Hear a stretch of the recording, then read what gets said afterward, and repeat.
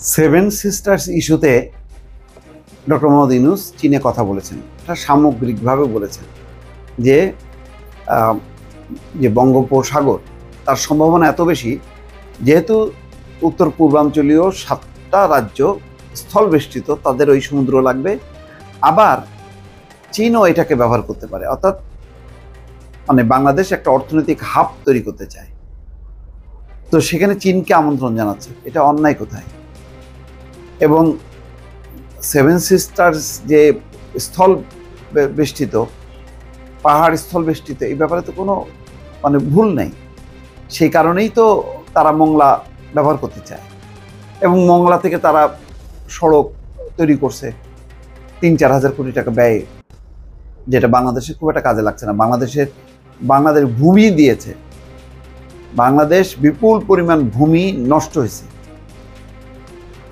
তাদের এই সুবিধা দিতে যায়, যেখানে বাংলাদেশের ওই চলাচলের মতন ওই রকম কোনো দরকারই নেই। তারপরেও তারা এখন বলছে যে বাংলাদেশকে ভেঙে ফেলার হুমকি দিচ্ছে। যে কেন ডক্টর মোহাম্মদ ইউনূস ওই কথা বললো, এটার মধ্য দিয়ে অর্থাৎ সেভেন সিস্টার্সকে বিচ্ছিন্ন করতে চায়, সেখানে চীনকে ইন করাতে চায়, এমন একটা বয়ান তারা তৈরি করছে ধারাবাহিকভাবে। এবং সেই কারণে বলছে যে চট্টগ্রাম সহ ওই অঞ্চলটা ভারতের মধ্যে থাকলে আজকে এই কথা বলার সাহস পাইতো না ডক্টর মোহাম্মদ ইউনূস।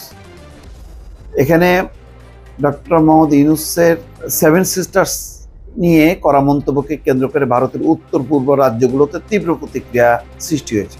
এমনকি বাংলাদেশকেই ভেঙে নিজেদের জন্য সমুদ্রপথ তৈরি করার হুমকি দিলেন ত্রিপুরার নেতা তিপ্রা মথা দলের প্রধান প্রমোদ মানিক্য। বাংলাদেশকে ভেঙে নিজেদের জন্য সমুদ্রপথ তৈরি করার, বাংলাদেশে ভেঙে সমুদ্রপথ ভেঙে চট্টগ্রাম হলে তাহলে অটোমেটিক সমুদ্র তাদের অধীনে চলে আসে। এছাড়া আসামের মুখ্যমন্ত্রী হেমন্ত বিশ্ব শর্মা ডক্টর ইউনূসের মন্তব্যকে আপত্তিকর বলে অভিহিত করেছেন। অন্যদিকে কংগ্রেস নেতা পবন খেরা একে উত্তর পূর্ব ভারতের জন্য বিপজ্জনক বলে মন্তব্য করেছেন। ডক্টর ইউনূস কি বলছেন? সোশ্যাল মিডিয়াতে বলছে যে চীনে 4 দিনের সফরের সময় ডক্টর ইউনূস বলেছেন ভারতের 7টি রাজ্য, যা পূর্ব ভারত ও সেভেন সিস্টার্স হিসেবে পরিচিত, সেগুলো একেবারে ভূমি বেষ্টিত, অর্থাৎ ল্যান্ড লকড, তাদের সমুদ্রে যাওয়ার কোনো পথ নেই। তিনি বলেন বাংলাদেশ এই অঞ্চলের জন্য সমুদ্রের অভিভাবক। এটি এক বিশাল সম্ভাবনা তৈরি করে যা চীনের অর্থনীতি সম্প্রসারণের সুযোগ এনে দিতে পারে। ডক্টর ইউনূসের এই মন্তব্যের ফলে ভারতের রাজনৈতিক মহলে ক্ষোভের সৃষ্টি হয়েছে, বিশেষ করে এমন সময় যখন শেখ হাসিনা সরকার ক্ষমতাচ্যুত হওয়ার পর বাংলাদেশ চীনের সঙ্গে ঘনিষ্ঠ সম্পর্ক তৈরি করতে চাইছে।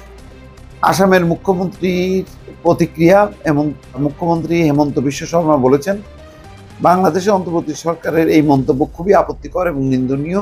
এটি ভারতের কৌশলগত চিকেন স্নেক করিডোরের দুর্বলতা নিয়ে প্রচলিত বর্ণনাকে পুনরায় উস্কে দিচ্ছে। তিনি আরো বলেন ভারতের মধ্যে এমন কিছু শক্তিও অতীতে এই সংকীর্ণ ভূখণ্ডকে বিচ্ছিন্ন করার পরামর্শ দিয়েছে, যা উত্তর পূর্বকে মূল ভূখণ্ড থেকে বিচ্ছিন্ন করে ফেলতে পারে। তাই আমাদের অবশ্যই শক্তিশালী রেল ও সড়ক যোগাযোগ ব্যবস্থা গড়ে তুলতে হবে, বিশেষ করে চিকেন স্নেক করিডোরকে বাইপাস করার মতো নতুন রুট তৈরি করতে হবে। ত্রিপুরার প্রতিক্রিয়া, তিপ্রা মথা দলের প্রধান প্রমোদ মানিক্য বলেন ভারতকে এখনই সমুদ্রপথে নিজস্ব সংযোগ তৈরি করতে হবে, যাতে বাংলাদেশ নির্ভরতা কমানো যায়। 1947 সালে ভারত ইউনিয়নের সঙ্গে যুক্ত হওয়ার ইচ্ছা থাকলেও চট্টগ্রাম বন্দর আমাদের হাতছাড়া হয়। এখন এই অস্থায়ী সরকার সমুদ্রের অভিভাবক হওয়ার দাবি করছে, যা হাস্যকর। এই সমস্ত কথাবার্তা বলে এক ধরনের একটা তারা উত্তেজনা তৈরি করতেছে। কংগ্রেস নেতা পবন খেরোপার বলতেছে বাংলাদেশ চীনকে আমন্ত্রণ জানিয়ে ভারতের বিরুদ্ধে একটি অবরোধ তৈরি করতে চাইছে। আমাদের পররাষ্ট্রনীতি এতটাই দুর্বল যে যার জন্মের জন্য আমরা অবদান রেখেছিলাম সেই দেশই এখন আমাদের ঘিরে ফেলার চেষ্টা করছে। এই হলো ওদের সামান্যতা এখন জ্বলে উঠতেছে। জ্বলে ওঠার কারণ হলো শেখ হাসিনার সরকার নেই, শেখ হাসিনা নিজে তাদের দেশে আশ্রয় প্রার্থী, ফলে তারা নিজেদের আর বন্ধু খুঁজে পাচ্ছে না। এই জন্য মিথ্যা মানে বয়ান তৈরি করতেছে, করে একটা উত্তেজনা তৈরি করতেছে তারা। দর্শক ভালো থাকবেন, আল্লাহ হাফেজ।